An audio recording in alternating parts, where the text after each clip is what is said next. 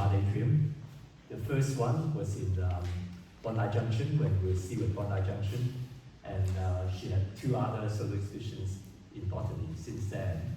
And her work is absolutely fantastic, as you can see. Ross, her work is more than just ceramics. She's an artist.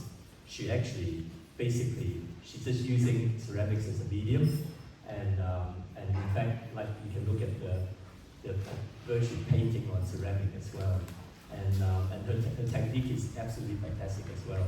So, and she had major retrospective exhibitions at both Bathurst and regional Orange Regional Gallery, and she had collaborated with John Olsen and also with Bill McLeod over the years. And to open the exhibition for us today, we're very grateful to have Grace Cochrane AM, and she's a writer, curator, and also a specialist in the crafts. So I think there's no better person to open this exhibition for us. So if you can put your hand together for Grace Cochrane.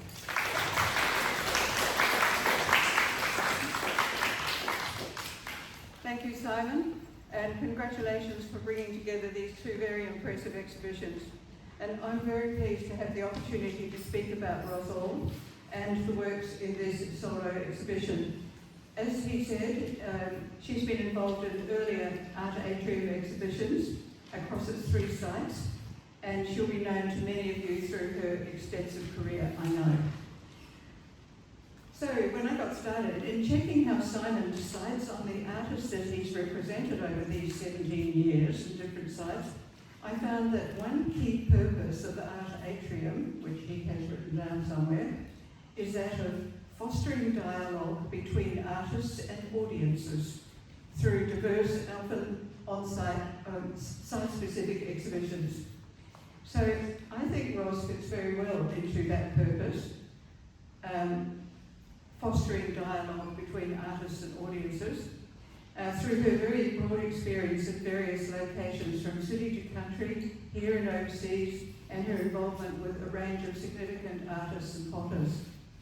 In this exhibition, very appropriately called Formed, she successfully brings together those wide experiences, both practical experiences and interpretive ones, and it's very intriguing to consider what lies behind her ideas and the dialogue that we might be able to be involved in. I always like digging around behind to find out where things started and where the ideas came from and how they work out into the works. So to start with, just in case you don't know, what is Ross's background? She studied art education and painting in Newcastle before becoming involved with ceramics at what was then called East Sydney Technical College in the early 1970s. It's now the National Art School. And she was with some tutors who are known as most significant influences across the ceramic world, including Peter Rushforth and Derek Smith. Some of you might remember them. They were drawing on, at that stage, very significant international pottery traditions, and then adapting them to Australian responses to local materials, to local environments and forms and experiences.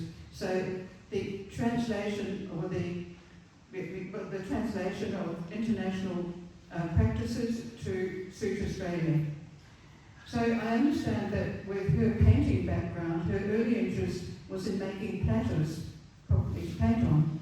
And apart from her own work, she then spent some years collaborating with well-known artists, some of which were just mentioned, and they painted on her platters, no doubt with her practical ceramics advice and assistance. And that included a significant period in 1975 working in the ceramic studio of the painter John Piper in England. And she also spent some time in Japan, I think. And at that stage, Japan, of course, was a really major influence on contemporary ceramics.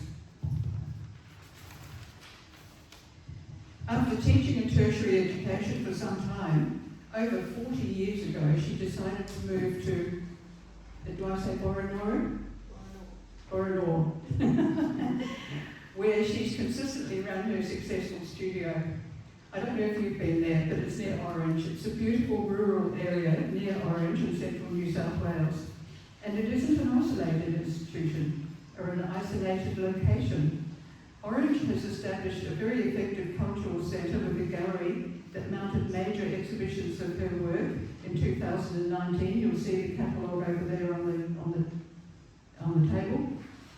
And another, which was called Insight Figure and Landscape last year.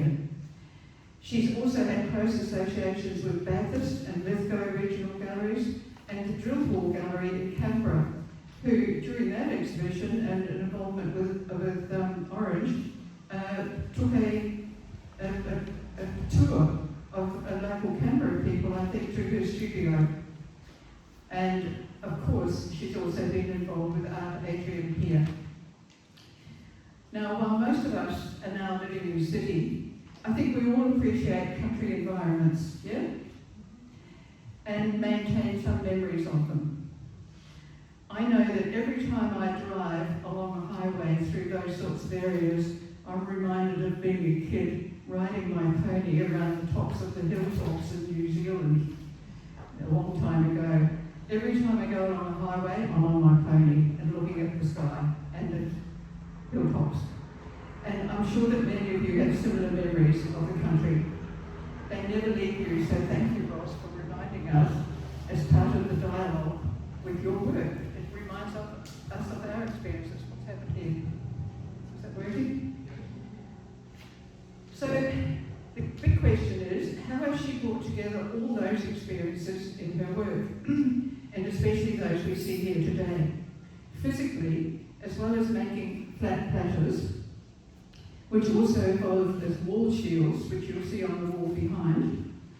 She also started with pinched and hand-coiled vessels. You probably know what that means. And these grew in size and shape from small to medium to big and huge. A very significant shift was the move to making vessels from slabs of clay. And slab forming, which you see here, has remained a key process over many years.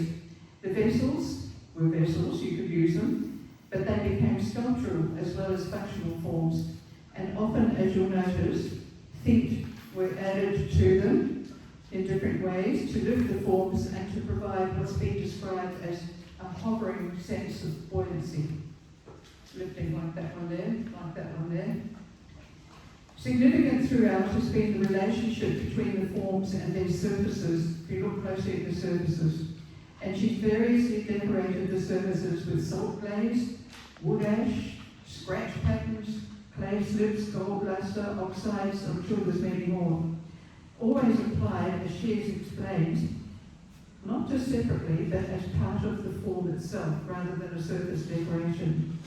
And absolutely central to all of these has been her consistent reference to her topographical and geological environment. She's living where she is and responding to that. And this has largely been the one where she lives now, and I think you'll find there's reference to hilltops, skylines, river gorges, forests, plains, rocks, fossils. And the colours tend to refer to local vegetation and physical environment, and some have been responsive to other environments. There was one particular occasion in 1995 called the Desert Journey experience, where she must have gone out into the middle of Australia somewhere, and those colours included burnt orange, yellow and ochre, which are quite different to these ones. The Drill Hall website, if you look at it, explains that the contrasting strengths and fragilities of nature are felt in the bold forms with complex surface textures and glazes of her large hand-built vessels and steel and ceramic sculptures, because she also worked with steel and included ceramics. So after this exemplary career path, it's good to read her analysis. I know you've got it on that list, but I've put it on here as well. She says about this exhibition, I aim to express both the strength and the fragility of nature using materials from the earth with an interplay between the monumental forms and the delicate, complex surface textures. The landscape is my source, more the accumulation of recollected impressions of particular sites that she's drawing on her memories, the way we were talking about before. the weathered surfaces, textures and subtle colours of the Australian bush and patterns in the cultivated landscape. She says, I enjoy the challenge, the physical nature of the process and the magic that happens in firing clay places, where the functional form, painterly surfaces and sculptural form can come together. I think that's a very good summary and analysis of what we see here today. And her new works definitely bring these aspects together. If you look at the titles, they include tidal, terrain, earth and water, earth and sky, landscape, landfall, fabric of land, drawing on the environment. So what do they tell us, these titles? In orange, the director Brad Hammond wrote in the catalogue that was translated experiences into her own language. I think that's right. It's interesting, bearing in mind Simon's interest in fostering dialogue between artists and audiences. And in looking at these works, you might have your own thoughts, as I do, about similar memorable experiences of significant landscapes along the way. When you look at them, does it make you think about your experiences? So maybe you can join me in offering congratulations to Rose Auld for sharing her experiences with us in this impressive exhibition. Thank you. I think I totally agree with you, the connection, of the words, the first notes of connection is great. So maybe we get Ross to say a few words.